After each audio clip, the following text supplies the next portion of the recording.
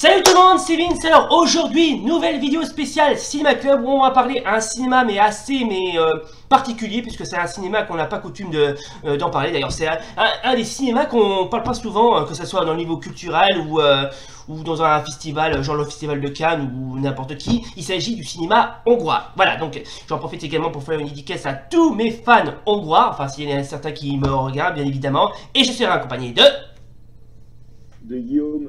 Voilà, aussi appelé le leader de K14 si je puis dire. Non, je suis pas le leader de K14. K14 c'est mon frère le leader. D'accord, bon, oui, bon, t'es un petit peu, comment dirais-je, le leader bis si je puis dire. Enfin, peu importe. Voilà, donc, Ouais, voilà. vous l'aurez compris, on va parler du cinéma hongrois. Alors, le cinéma hongrois, donc, pour ceux qui ne savent pas ce que c'est un cinéma assez particulier, comme message, je viens de vous le dire. Alors, je vous laisse la parole, cher ami.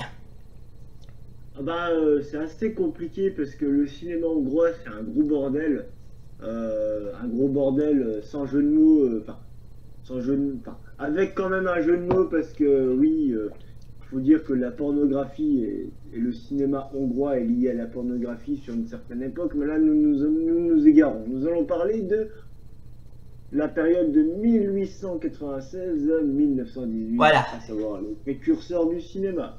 Et Voilà. nous enchaînerons les étapes jusqu'à la fin de l'ère soviétique, hein, enfin de l'ère... Ouais. Bon. Ouais. Alors les premiers films, c'est des documentaires qui sont tournés en Hongrie en 1896 pour la célébration du millénaire. Bon, ils sont perdus, hein, on les retrouve plus. Hein. Voilà. On ne sait pas où ils sont, mais on sait qu'ils ont existé. Voilà. Ensuite, Et... Oui. En gros, c'est surtout des conférences sur Anya, et donc les 10 premières années du cinéma hongrois, ça permet la création de 270 salles de cinéma, ce qui est pas mal pour l'époque, comparé à l'Autriche qui avait beaucoup plus de salles, je crois. Si Ouais, d'ailleurs, puisqu'on parle de l'Autriche, il faut savoir que les deux pays ont quasiment coexisté, limite fusionnés ensemble, si je puis dire. Hein. Oui, oui, c'est vrai. Ouais. Bah oui, l'empire austro-hongrois, c'est pas n'importe qui. Hein. D'accord. D'ailleurs, maintenant qu'on a cité ça, je vais aussi citer que la première compagnie cinématographique un peu ambitieuse, ça s'appelait Unia. Elle est fondée, excusez-moi si je prononce mal, c'est Unia à mon avis. Ouais, Unia, ouais. Oui. Ouais. C'est écrit H. U-2-N-I-A, voilà. C'est fondé en 1911. La production monte, hein, 25 films en 1915, 47 en 1916, 75 en 1917 et 102 en 1918. Ah ouais, quand même. Là, on commence direct par les premiers pas du cinéma, quoi. Alors, dans les films que je vous conseille de cette époque, il y a de Miklos Pastori. Ouais. Le film date de 1922, c'est le dernier film de sa carrière puisqu'il meurt en 1922. Voilà. Le Village Rogue. Voilà. Bon bah, je vous laisse chercher hein, si vous le trouvez. Je vais voir si j'arrive à le trouver, hein, on sait jamais. C'est sympa, c'est assez sympa. Je vais pas spoiler de quoi ça parle, mais c'est assez sympa. Après, je parle en tant que critique cinématographique, et donc je ne vais pas... S'il y a des choses un peu cheloues ou des trucs un peu racistes dans certains films, regardez avec l'époque et aujourd'hui et vous vous rendrez compte que voilà, moi je ne suis pas responsable des vices de l'époque. Hein. Ouais. Voilà, donc moi il y a des fois, il y a des films, je me souviens pas de tout de ce qu'il y a dedans. Hein. Donc c'est pas la peine de m'insulter en commentaire si il y a des trucs que je n'ai pas dit sur le film que vous deviez regarder. Non, mais il y a pas de mal, il y a pas de mal. Moi je parle juste au niveau culturel par curiosité. Hein. Voilà. Voilà. Et sinon, bah, il y a aussi en 1912 un chef-d'œuvre de Michael Curtiz. Voilà. Mort en 1962. Ouais. Aujourd'hui et demain. Voilà, c'est ça. Voilà. Aujourd'hui et demain. Ouais. Bon. C'est pareil, j'ai entendu le nom, j'ai beaucoup entendu parler de ce film. malheureusement, je n'ai jamais, enfin, je ne l'ai pas encore regardé, je l'ai même pas encore trouvé quelque part. Ouais. Donc, si quelqu'un a le lien du film, ce serait sympa de le mettre dans les commentaires. Bon ben, sinon j'essaierai de voir si je peux le trouver. Hein. Enfin, s'il le faut, je mettrai en bas de la description certains films hongrois. Bon, je vous promets rien, mais bon, je verrai, ne vous inquiétez pas. Alors, Ouais, vaut mieux que tu te renseignes avant de citer des trucs parce que. bah, attends, je vais quand même en parler, on sait jamais, ça a l'air peut être intéressant. Alors, C'est en 1941, j'ai des doutes sur ce que c'est dedans. Hein. ouais, voyons voir. Les Amours d'un Cigane, qui est le titre original, se nomme Danko Pista, est un film hongrois réalisé par Laszlo Kalmár et est sorti en 1941. Le film évoque la vie et les amours du compositeur et violoniste tzigane hongrois Pista Danko. Ah, Pista Danko. Ah d'accord, j'ai compris. En fait, ah oui, j'ai compris. C'est un violoniste et compositeur tzigane hongrois qui a vraiment existé d'ailleurs. S'il le faut, je mettrai pas mal de. Ah, c'est une biographie. Ouais, c'est une biographie, autrement dit un biopic comme on dit. Hein. Parmi celui qu'on vient de citer, il y a aussi un anniversaire de Mesa Auto, sorti en 1934, réalisé par Béla Gál. Ensuite, Hippolyte à Lakash, sorti en 1931 de Istvan Székely. Voilà. Je ne connais pas les films. Tous les films que tu me cites derrière, je les connais pas. C'est pas grave. Trois dragons, douche de printemps, j'ai déjà vu des extraits. Ouais. Mais j'ai pas vu les films et je sais pas trop de quoi ça parle, hein, parce que c'est des extraits qui sont pas en français, tu te doutes. Ouais, ouais, surtout que moi par exemple, toi tu parles très bien hongrois, moi je parle très mal le hongrois, je suis désolé. Ah, je parle pas, je sais les consonances plus ou moins, je sais, voilà, je parle pas cette langue, hein. Ouais. Je sais que dans ma famille, il y a Ouais. des origines d'Europe de l'Est et tout, Ouais. mais Bah n'empêche que ouais, n'empêche que je parle pas cette langue, hein. ouais, enfin je dis ça comme ça, façon de parler, hein. Mais n'empêche que c'est assez compliqué le hongrois, je sais pas pourquoi, mais c'est assez compliqué, hein. Après, je te dis, voilà, Ouais, je te dis, voilà. ouais. Alors bien évidemment, quand on parle de cinéma hongrois, on peut citer d'autres chefs-d'œuvre, notamment L'Institutrice, et le titre original se nomme Atanitonio, sorti en 1945 de Martin Attends. Keleti. Et maintenant, je vais vous citer le plus grand producteur de 1946. Voilà, bah vas-y. La Deuxième République de Hongrie. Voilà. Ils ont un film de propagande. Hein. Ouais. Peut-on encore être optimiste? Voilà, donc effectivement, ils savaient qu'ils allaient dans le mur. Alors, histoire d'aller encore un peu plus dans le mur, faisons un film de propagande. Voilà, bah oui, la propagande, oui, c'est bien la propagande, n'est-ce pas, hein?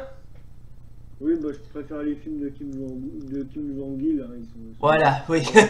Bon, alors, évidemment, alors, le film, donc, ah oui, Valaol Europa Brand, sorti en 1947, bon, le titre en français se nomme Quelque part en Europe, de Geza von Radvani, voilà. Alors c'est un réalisateur assez connu, franchement. Alors il est né en 1907 et il est décédé en 1986 à Budapest. Un réalisateur et scénariste et producteur et écrivain hongrois. Voilà. Alors bref, franchement ce film, bon, je n'ai pas vu celui-là, mais franchement il a l'air d'être plutôt assez agréable à regarder. Je vais voir si je peux le trouver celui-là. Pas encore petit que vous soyez un grand fan hardcore du cinéma hongrois. Hein. Bon. Allez, maintenant, on va passer tout de suite à la période République populaire d'Hongrie et on va parler de ce que tu parlais tout à l'heure des fameux... parce que tu n'avais pas dit que, je me souviens bien, tu avais parlé qu'en Hongrie, on réalisait beaucoup de films érotiques. Non, de films de cul Oui. pornographiques. Ouais, bah, oui, c'est presque pareil. En fait, les vraies origines, c'est à partir de 1949, 1950. Ça se distribuait sous le manteau parce que c'était interdit. Ouais. C'était illégal, tu te faisais choper avec ça chez toi, mon dieu, tu finissais au goulag ou en prison Ouais. à faire fouetter le cul pendant des jours. Ouais. Enfin, faut dire qu'à l'époque, les films étaient... Il y avait beaucoup de films à tendance scène, donc les gens qui se retrouvaient au goulag, bah, ils devaient avoir plaisir de se faire fouetter, donc ça ne devait pas changer grand-chose. Ouais. Mais ce que je veux dire par là, c'est qu'il y a des. Voilà, quoi, c'est une période. On abordera le sujet dans une autre vidéo parce que. Voilà. Ouais, Mais. Enfin, on fera une partie 2 mais pas aujourd'hui. Hein. ouais, On en fera une partie 2 quand on aura le temps. ouais, c'est possible, ouais. Qui traitera plus de la pornographie et du cinéma érotique hongrois qui s'est développé à partir de 1949-50 et qu'aujourd'hui, bah, avec la libération sexuelle à la fin en 89, voire même en 90 si je ne m'abuse, Ouais, bah, de la République populaire de Hongrie, il y a eu une ouverture sexuelle, la libération sexuelle, tout le bazar, c'est qui est arrivé plus tard dans ce pays. Et tous les gens qui avaient ces films érotiques, il y a des gens qui sont devenus des grands réalisateurs, donc, enfin bref. Après, je vais vous dire qu'il y a un prix qui s'appelle le prix Bela Balaz ouais, les Sazni Valo Advars qui sont les récompenses pour les cinémas hongrois. Et également, il y a quelques festivals en Hongrie, genre le Festival international du film Miskolc. Voilà, donc que je ne connais pas, mais je viens d'apprendre des trucs comme vous, donc ça peut être sympa. ouais. Bon, bien. Moi je vous le cache pas que je ne regarde pas beaucoup de films hongrois, mais que j'ai quelques petites. Enfin, j'ai vu quelques films, vite fait, et quelques extraits, mais c'est pas un cinéma qui m'intéresse. Bah, à vrai dire, C'est pas un cinéma, voilà. ouais, bah, à vrai dire, je suis pas un grand fan de films hongrois, moi non plus. D'ailleurs, Ouais. bah, enfin, bref. D'ailleurs, je vais te faire une petite anecdote assez. Bon, qui va te paraître un peu bizarre. Le seul film hongrois que j'ai vu quand j'étais assez jeune, c'était un petit film hongrois animé. Oui, parce qu'on fait beaucoup de films et de séries animées en Hongrie. Aussi après, ça peut vous paraître. C'était Mathieu l'Astucieux. Bon, alors, je vais t'expliquer. L'histoire est assez simple. C'est tiré d'un vieux conte hongrois. C'est l'histoire d'un jeune homme qui est propriétaire d'une oie qui se fait quasiment maltraité par un duc et il cherche à se venger. Je te préviens, c'est assez, mais typiquement, c'est pas enfantin, mais ce film a beau être bien, mais je sais pas, en fin de compte, c'est pas terrible. Bon, s'il le faut, j'essaierai de voir si je peux le mettre en bas de la description. Bref, c'est un petit film plutôt sympa, mais. Je connais pas, je vais aller regarder. Tu me mettras le lien dans la Ok. description quand je regarderai Ouais, bien sûr, ouais. quand je regarderai la vidéo. Voilà. Ouais, bon, c'est un film. Bref, Enfin, bref, oui. bref, sur ce, bah, je pense que c'est la fin de la vidéo. Ouais, bah de toute façon, on s'apprêtait à s'arrêter. De toute façon, on vous a quasiment tout dit à propos du cinéma hongrois. Après, quand on aime ou qu'on n'aime pas, chacun a son propre opinion là-dessus. Hein.